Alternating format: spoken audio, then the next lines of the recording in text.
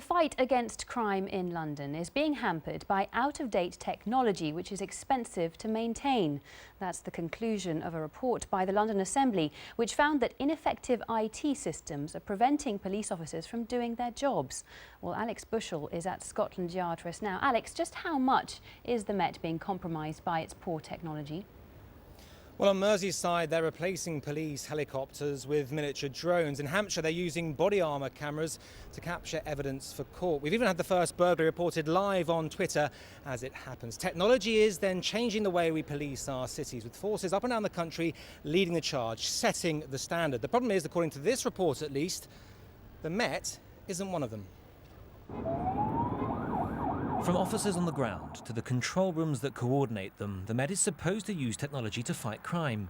Today, though, there was this damning assessment of how, in particular, the force's IT system is hampering and frustrating the very officers it's supposed to serve. We've discovered that the Metropolitan Police has a huge array of antiquated systems. It spent 40 years with IT systems that don't talk to each other, that cost a huge amount to maintain and are completely out of date. And it needs to change, and it needs to make police officers far more productive on the beat. He says thanks to smartphones, criminals are better equipped than coppers who still rely on their airwave radios. In the next year, smartphone technology will be rolled out, allowing officers to access criminal records and arrest warrants digitally in the field. But to record an offence from crime to court, officers will still have to manually input the details, not once, but 12 times into an array of IT systems that don't talk to each other. For the man in charge of bringing the Met up to date, it is a sobering prospect. Predictive crime mapping, tablets, the use of body-worn video, all of these technologies are out there being tested by the Met today.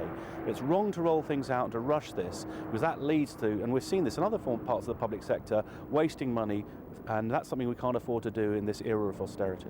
Other concerns include a computer-aided dispatch system that handles 999 calls. It's based on airport baggage handling software from the 70s.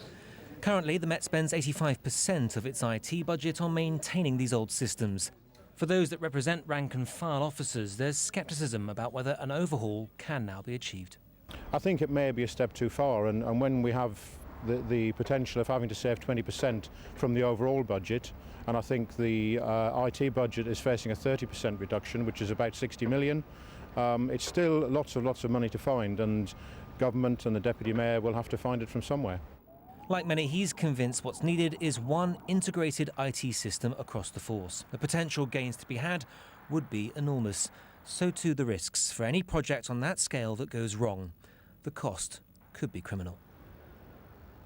A new integrated IT system then could dramatically transform the way the police operate, increasing police productivity. But Scotland Yard is well aware. They remember all too well how much the NHS wasted when they tried to overhaul their IT system. They spent £12 billion on taxpayers' money, all to be lost when that system was effectively scrapped 2 years ago. Scotland Yard, the Met, know all too well then that they can't afford to get this wrong. Alice. Alex Bushell from Scotland Yard, thanks very much. A German